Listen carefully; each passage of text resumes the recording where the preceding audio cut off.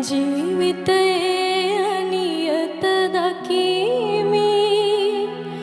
හිමි පිළිරුව ළඟ නැවති මොහොතක් බුදුබණ පදයක සිත නිවමි බුදුබණ පදයක